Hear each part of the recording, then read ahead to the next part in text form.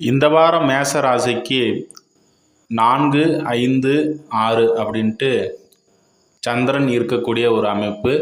இந்த வாரத்தினுடைய ஆரம்பமே குருவினுடைய இணைவு பெற்று இங்கே 3ஆம் இடத்துல சந்திரன் இருக்கிறாரு.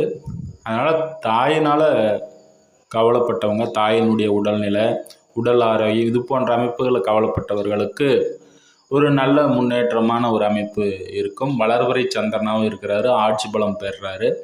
அதனால் சிறப்பான ஒரு அமைப்பு. இந்த வாரத்தினுடைய இறுதியில் பார்க்கும்போது சனியினுடைய பார்வையில் சந்திரன் வந்துடுறாரு. வீடு, வண்டி, வாகனம் மூலயமாக கடன் பெற்றவர்களுக்கு கடன் சுமைகள் இருக்கும். அதே போல் இங்கே செவ்வாய், ராசிக்கு அதிபதி செவ்வாய் குருவினுடைய பார்வையில் இங்கே 9ஆம் இடத்திற்கு வராரு. இது ஒரு சிறப்பான ஒரு அமைப்பு. எந்த எதிர்ப்புகளையும் சமாளித்து செல்லக்கூடிய ஒரு நல்ல ஒரு வாரமாக மேச ராசி நண்பர்கள் அனைவருக்கும் அமைது. சனி செவ்வாயினுடைய பார்வை இருக்குது. தொழிலாளிகள் தொழில் செய்யக்கூடிய இடங்கள், வேலை அமைப்பு, இந்த இடங்களில் கொஞ்சம் கவனமாக இருப்பது நன்மை அளிக்கும். உங்களுடைய மூத்தவர்கள் விஷயத்திலும் தலையிடாமல் இருப்பது சொத்து சம்பந்தப்பட்ட விஷயங்களில் உங்களுக்கு சாதகமான ஒரு அமைப்பை தரக்கூடிய ஒரு நல்ல வாரமாக இந்த வாரம் மேசராசி நண்பர் அனைவருக்கும் இருக்குங்க.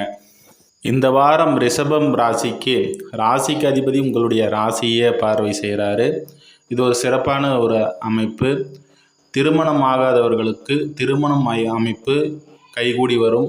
ஆண் பெண், ரிஷப ராசியில் உள்ள ஆண் பெண் அனைவருக்குமே இப்போ குருவினுடைய பார்வை உங்களுடைய 7ஆம் பாவாதிபதிக்கு உங்களுடைய ராசிக்கு 8ஆம் இடத்துல இருந்து குருவினுடைய பார்வை பெறதுனால இப்போ திருமணம் ஆகாத ஆண் பெண் அனைவருக்குமே இப்போது குடும்பம் அமைப்பு ஏற்படக்கூடிய ஒரு நல்ல வாரமாக இந்த வாரம் அமையுது.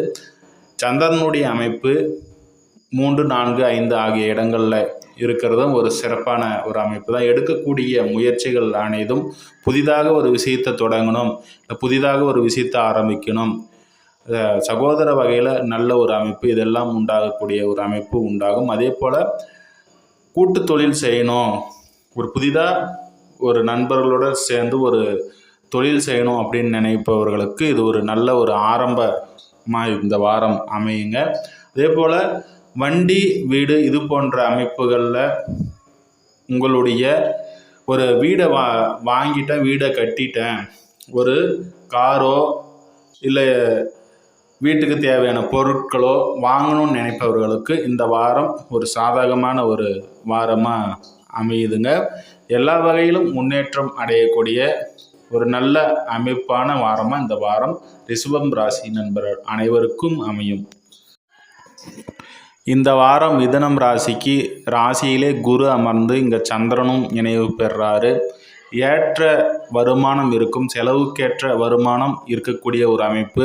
அதே போல் குடும்பத்தாருடன் வெளியில் செல்லக்கூடிய ஒரு அமைப்பு. அதே போல் 6ஆம் பாவாதிபதி 7ஆம் இடத்துலேருந்து உங்கள் ராசியை பார்க்குறாரு.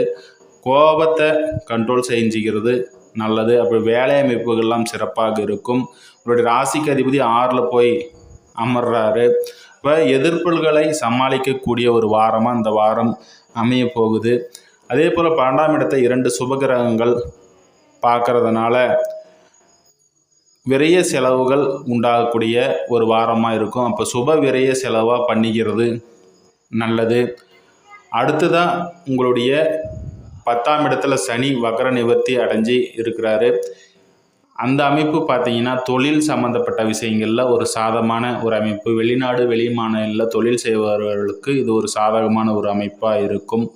உங்களுடைய பாக்கியஸ்தானத்தில் ராகு இருந்தாலும் குருவின் பார்வை இருக்கக்கூடிய ஒரு அமைப்புனால தெய்வ வழிபாடு, ஆன்மீக ஸ்தலத்திற்கு சென்று வரக்கூடிய அமைப்பு அனைத்தும் இப்போது மிதுன ராசிக்காரர்களுக்கு உண்டாகப் போகிறது.